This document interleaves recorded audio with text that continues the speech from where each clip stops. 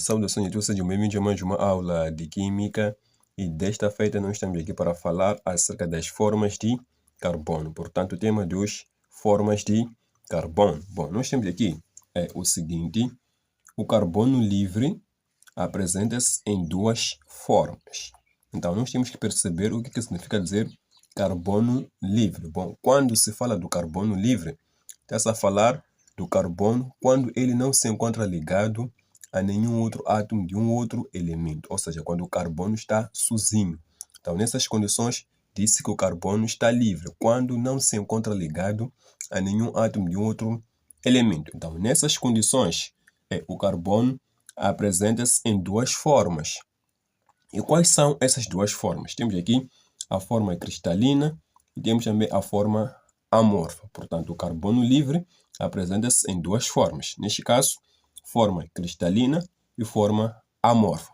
Bom, forma cristalina apresenta os átomos de carbono em posições bem definidas e ordenadas. Bom, na realidade, uma estrutura cristalina é como se fosse uma figura geométrica em que os átomos encontram-se muito bem organizados, ocupando posições muito bem definidas e ordenadas. Então, o carbono na forma cristalina apresenta os seus átomos em posições bem definidas e ordenadas. Então, temos aqui exemplos do carbono na forma cristalina. Temos aqui a grafite e o diamante. Então, na forma cristalina, o carbono pode ser encontrado sob a forma de grafite e diamante. Mas também podemos ter o carbono na forma amorfa. Os átomos constituintes não estão ordenados. Então, significa que na forma amorfa, o carbono não tem uma estrutura muito bem definida. Neste caso, os átomos de carbono não se encontram organizados, ocupando, neste caso, posições bem definidas e ordenadas. Então, o carbono, na forma amorfa, não tem uma estrutura muito bem definida. Então, nós podemos ter o carbono na forma amorfa, aqui sob a forma de carvão, que pode ser natural e vegetal, e também sob a forma de fuligem. Bom, depois de termos entendido aqui acerca das formas de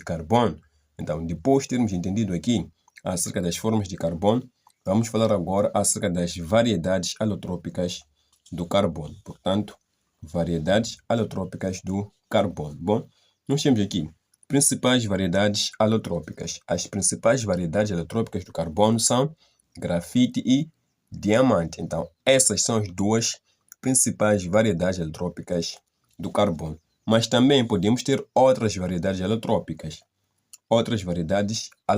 Temos aqui o carvão, coque, fullerenos, grafenos, nanotubos de carbono. Mas as principais variedades, grafite e diamante. As outras variedades são essas que nós temos aqui. Então, agora vamos falar de forma detalhada acerca do diamante. Então, temos aqui diamante.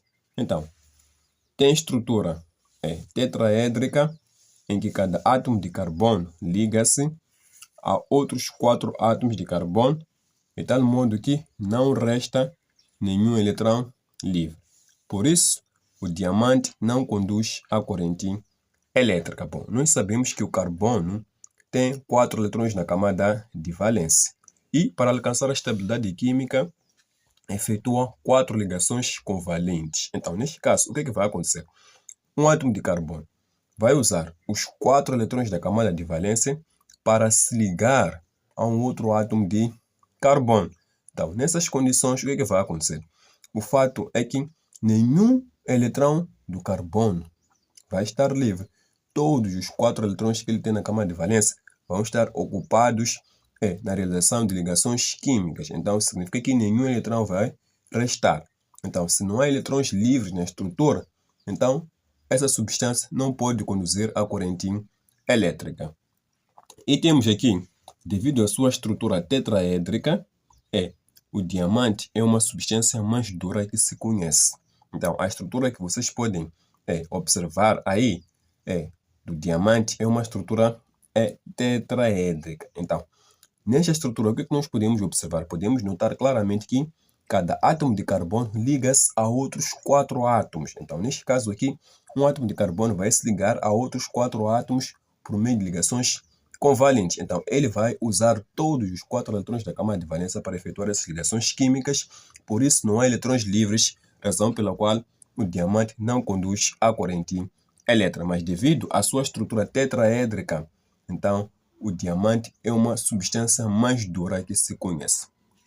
Então, temos aqui propriedades. A primeira propriedade é duro. Então, significa que o diamante é muito duro, transparente, incolor, não conduz corrente elétrica e reflete a luz. Então, devido a essas propriedades aqui, o diamante tem algumas aplicações importantes. Primeiro, temos aqui, é usado no fabrico de joias. Então, primeiro, nós podemos usar o diamante no fabrico de joias. Por quê? Porque é transparente e reflete muito bem a luz. Por isso, nós podemos usar no fabrico de joias, na perfuração de terrenos duros e rochosos. Por quê? Porque é uma substância dura. O diamante é duro, por isso pode-se usar para a perfuração de terrenos também duros e rochosos. Também podemos usar, neste caso, o diamante para o corte do vidro.